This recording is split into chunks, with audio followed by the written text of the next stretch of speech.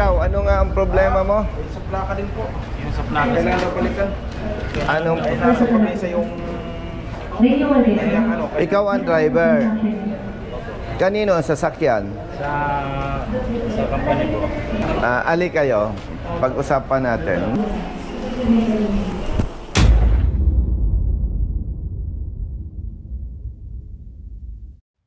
Opo ka, kapatid. Ang plaka ng 10-wheeler po. 10-wheeler mo, Green plate pa po. green plate, Opo. Pero po naka-rehistro naman. nakariso. Opo. With respect sa iyo, pakicheck nga. Sige sir. Ang truck, hindi sa'yo. Hindi po. Driver ka. Opo. At ang sinasabi, dapat yung green plate na palitan na. Okay, sabi nung nanghuli po, ipa-replace daw po kasi hindi na daw po mabasa. Okay. Tapos may butas din. Nakita Okay, butas. naintindihan kita. Ang may problema, truck. Opo. Ang may-ari, boss niya. Ang hindi maganda na dapat itama, itong driver na kapareho niya ang napiperwisyo. Opo. Na dapat ang ginagawa ng LTO, titikitan siya, isusulat ang driver's license, yung detalye, permahan mo. Pero dapat hindi siya kumpiska ng lisensya. Anong purpose ng ticket? Nandun yung pangalan niya at detalye. Tapos pumirma siya. Siya ang lalabas na witness na yung pagkahuli sa truck, tama at totoo. Pero hindi siya dapat napeperwisyo, nakapareho nito. Di ba? Ay katulad niya, expired ngayon yung ticket niya. O hindi na siya pwedeng magmaneho. Eh hanap buhay mo yon. Sabi ko, ma'am, nasa probinsya po yung truck. Paano po yun, ma'am, pag ilang linggo na Hindi niya kayang utusan yung management. May problema rin sa LTO, yung availability ng plaka? plate. Ay kung 1 month, 2 months, 3 months, hindi masettle dyan, edi wala siyang hanap buhay. Nagdasal ka ba? Bago ka siguro pumunta, nagdasal ka, ano? Naggaganan lang po. Oo, kita mo. Nagganon lang siya. Sabi ni Lord, pumunta ka sa LTO. Pupunta doon si Colonel Bosita. Totoo lang, sir, nakasakay na po ako sa motor eh. May nagsabing tao na sa akin na tawag mo kay Kong. Tapos sabi niya, balik ka dito, nandito sila eh, tumakbo po ako. Palis na pala ito eh.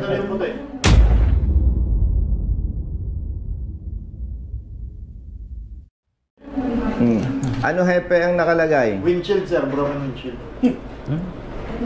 Sira bang windshield? Wala po. Hindi sir, ito eh, yung plaka yung niya. Ito. Chinek niya. Yun po sabi sa akin. Plaka ang nakacheck dyan ah. Kino-question yung green plate. Oo, mga plaka nakacheck eh. Opo. Oh. Tapos hindi na naman tama sa... Ang date sir, mali din. Ano ba naman hepe yan? Ano yung nasa remarks sir? Broken na to, unreadable ano? MB plate sir. Oh. Anong nakalagay? Issued plate. Green. Paki-check ko sino ang registered owner. Si... Company sir, RB Senya Development. Company ano? Yes sir. Siya, driver ng company. Yes sir. Sa pagkakaalam mo, hepe, yung plaka, problema ng driver o problema ng company? Registered owner sir, company. Very clear. Yes sir. Halimbawa at may problema nga sa plaka, hindi agad masettle yan. Yes sir. Sa ngalan ng public service, anong magagawa natin para sa driver? Ito kasi yung kanyang picture doon sa plaka. Unreadable. Unreadable na, no? Oo, sige. Okay. Tama naman. Unreadable plate. Dirty plate. Yes sir. May violation talaga, di ba? Yes sir. Ang tanong ko, ibabalik ko ulit yung tanong. Sa violation na to, sino ang responsible? Is it the driver or the owner? Actually sir, first hand.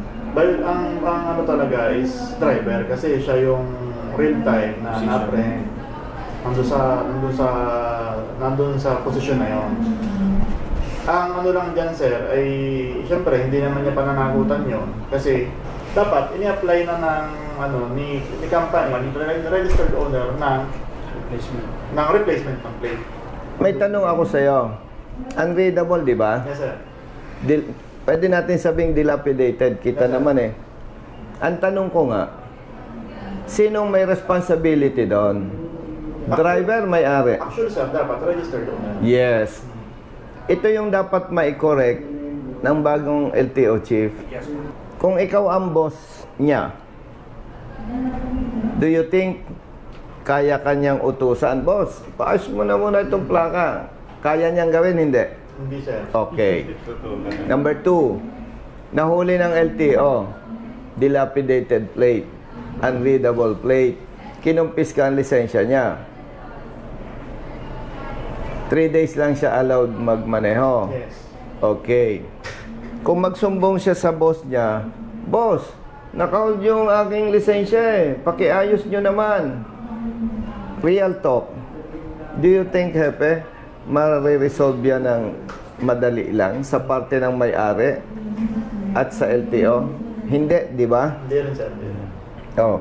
Ngayon, malinaw na malinaw doon sa problemang yon, hindi problema ng driver.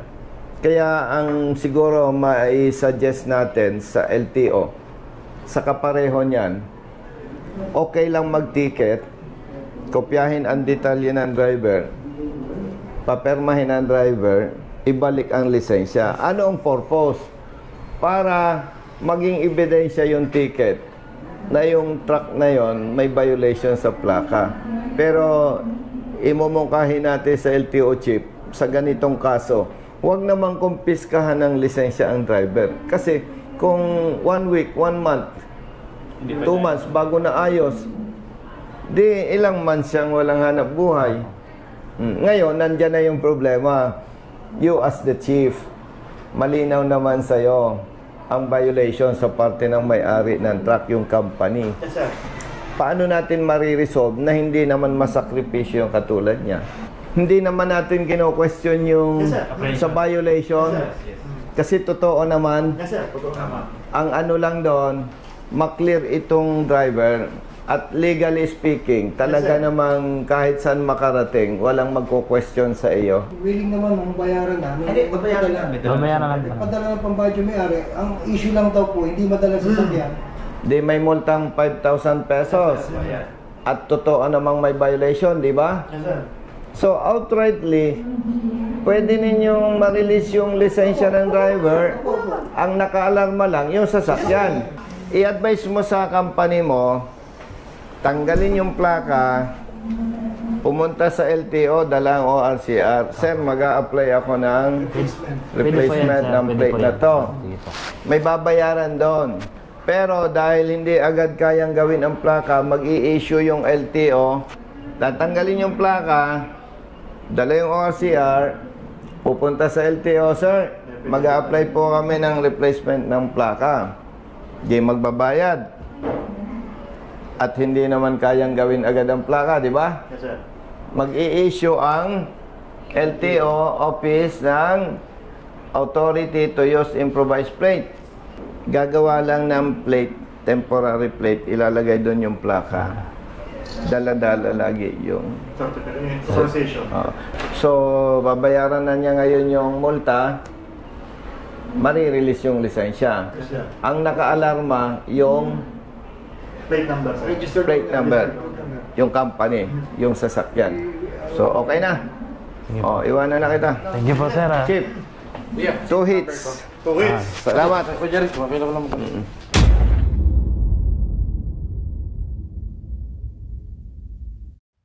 Oh, brother, ha? Nagbayad ka na, magbabayad pa lang. I-evaluate na, sir. Solve na, ha? Brother. Oo. Tawagan mo ako. Nag-text ako sa'yo, sir. Anong bang oras nyo? 8 to 5? 8 to 5, sir. Nakalagay na rin Ito yung pa. dito sa charter namin, sir. Ay, ganon. Brother, anong ginagawa nyo dito? Ikaw, miss, kumusta ka? Papalisensya? Stolen permit na daw. Opo. Ikaw? Boss. Good morning. Nakapalo po ako sa inyo, sir. Oy, thank you. Dito pala exit. Picture mo sila, baby. Sama na kayo po. Anong lakad nyo dito, kuya? Nagkukuha pa ako ng license ko.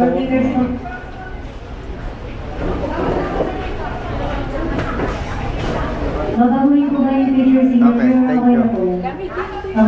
Thank you. Buti na papunta kayo dito. Ayun, nandito ka.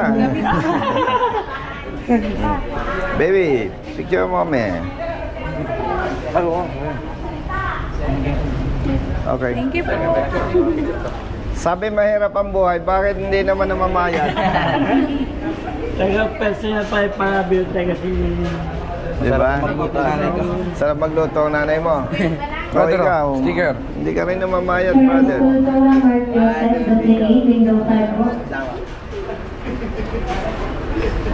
Thank you. Thank you. Brother, ingat. Thank you po.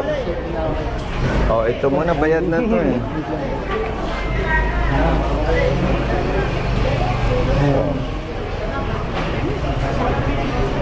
Thank you, Tom.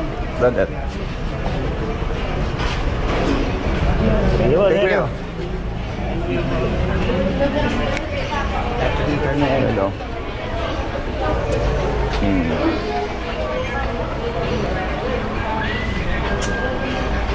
Pinapasikatan ko si Hepe, bayad tong mga to eh. Sabi ko, paglabas ni Hepe, Picture. papapicture kayo, papasikatan ko eh. Thank you. Sir, ingat. Ingat lang. Sir, sticker. Let's go, brother.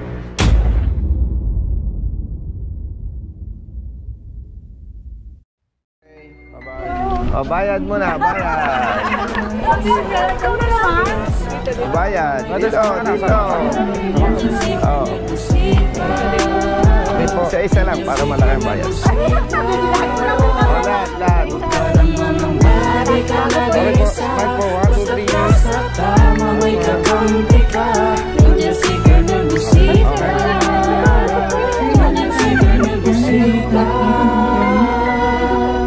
po. Mike po. 1, 2, 3. Mike po. Okay po. 1, 2, 3. Pawis na gumuguhit sa misuring katawan.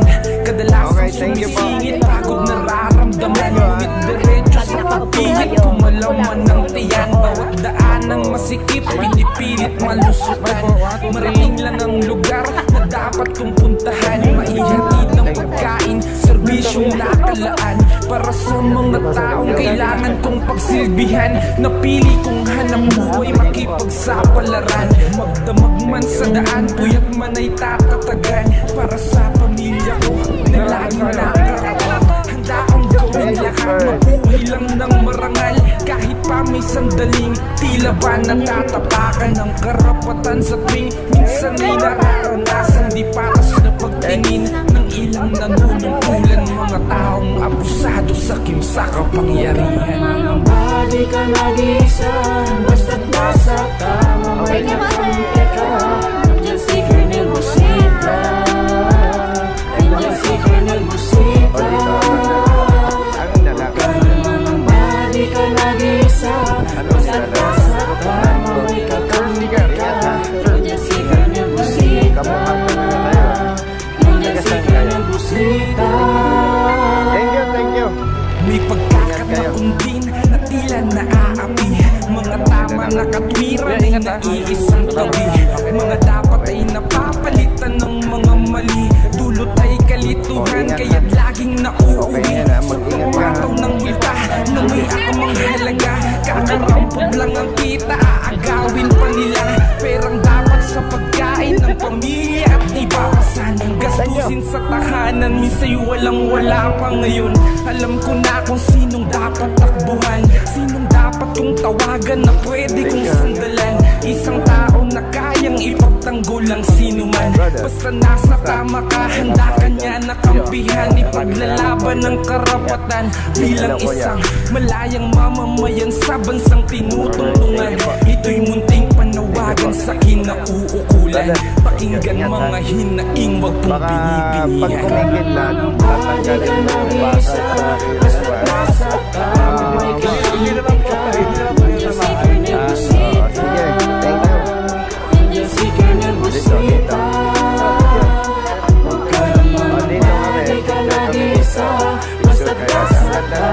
Dito kami. Picture kaya. Ang ganda ng tindahan mo. Ganda ng pwesto. Ikaw? Ganda ng galing. Picture mo tayo. Thank you po. Thank you po. Hindi ko nandiyan ba siya ngayon?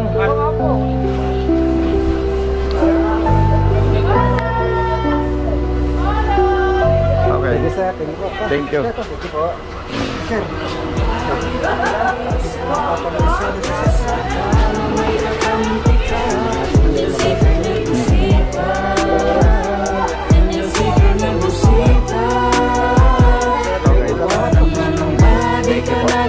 Speaker po.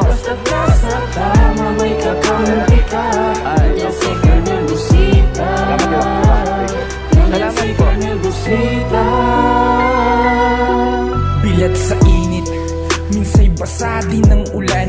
Pawis na gumuguhit sa mismo ring katawan. Kadalasang sumisingit, pagod nararamdaman. Ngunit diretso sa pagpihit, kumalaman ng tiyan. Bawat daan ng masikip, pinipilit malusutan.